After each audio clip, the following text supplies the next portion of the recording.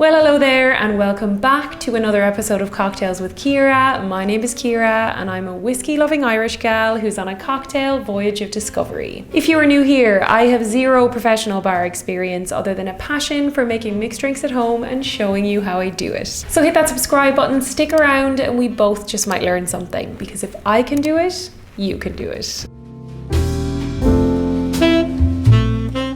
So keeping in with the whole voyage of discovery thing again, today I'm going to be making a cocktail that not only have I never made at home before, but it's also one that I have never tried before. So today I'm going to be making a Monte Carlo.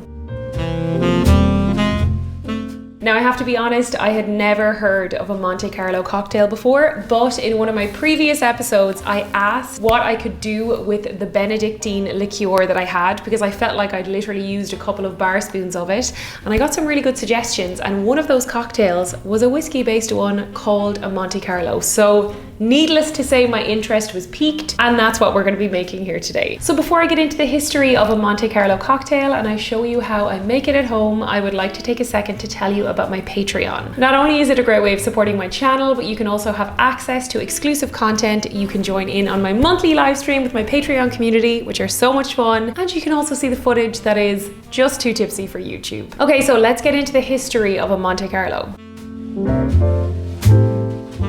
So the Monte Carlo cocktail got its first official mention in the 1948 book The Fine Art of Mixing Drinks by David Embury, but the drink itself is believed to be much older than that. It was actually after the repeal of Prohibition that there was a rush to document and archive a lot of these golden age drinks, such as the old-fashioned, and the Monte Carlo comes in with that category. It's kind of like a twist on the old-fashioned. So now that you've gotten a little bit of history on the Monte Carlo, let's get into its ingredients.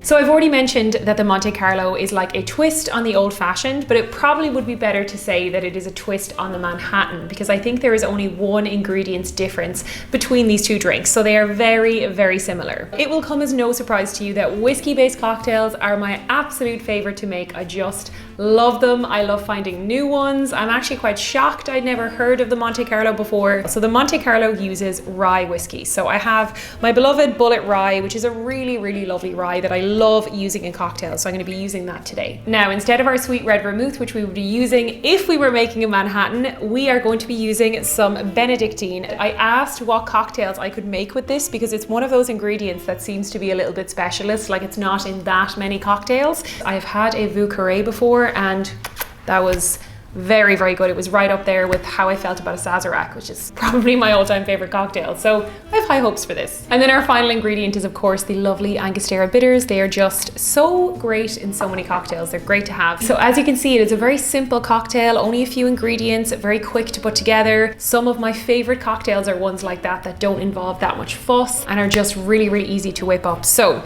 without rambling on too much, let's go ahead and actually make a Monte Carlo.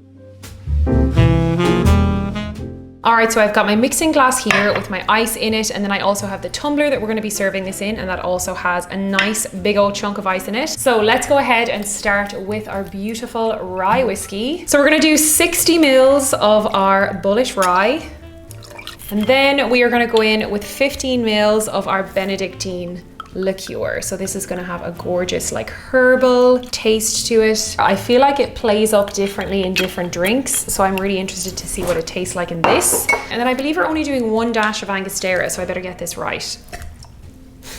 I feel like my dashing leaves a lot to be desired. That is all of our ingredients in straight away, so let's give this a stir. It's just to chill it down nicely. We don't want too much dilution, but we want to get it nice and cold. And now we're going to strain this in. Could this be one of the quickest cocktails I've made? It's definitely one of them. It's up there.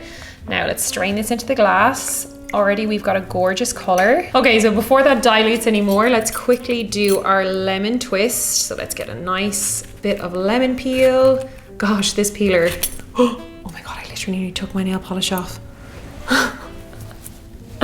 I really need to be more careful with that. I don't know if you're meant to do this, but I feel like it's a waste not to. So I'm just gonna do that, rub it around the rim, just to get all those beautiful flavors and smells in there. And then I'm gonna dress this up a little bit. And then we'll just go ahead and pop that in the glass. Oh, it's resting actually quite nicely. My Monte Carlo is finished. I have to say, it looks beautiful. It is immediately reminding me of an old fashioned, a Sazerac. We're getting the Bénédictine in there. Again, very similar to a Manhattan. Usually I would serve a Manhattan in a coupe glass, and the color of a Manhattan is quite different. So I'm very curious to ignore all of my preconceptions of those cocktails and see how this one tastes on its own. So if you will join me over on my cocktail drinking chair, let's try a Monte Carlo and see how she tastes.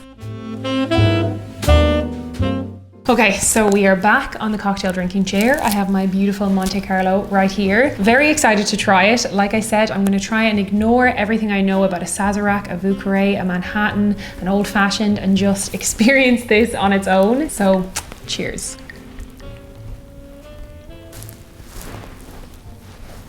I really like it. This is right up my street. It does taste very similar to, you know, an old fashioned. It gives me all the same feels that all of my favorite cocktails do. For such a simplistic cocktail that only comprises of, you know, 3 ingredients, it does taste a bit more complex and like there's more going on than really there probably should be. I think if you're a fan of a Manhattan, if you like a Sazerac, if you like a Vieux Carré, I think this will definitely stand up. It's very, very good. But I'm surprised that I haven't heard more about a Monte Carlo before.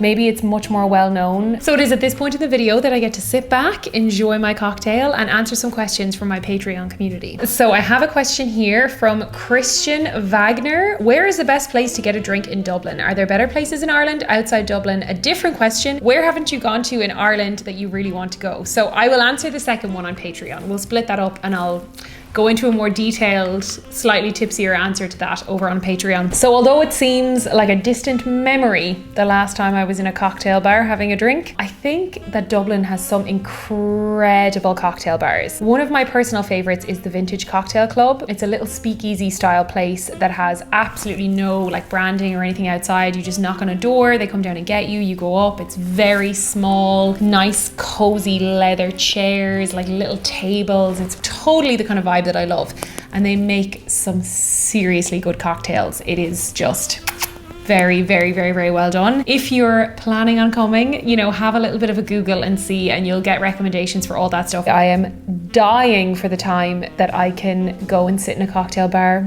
get outrageously dressed up, and have a cocktail that I didn't make myself.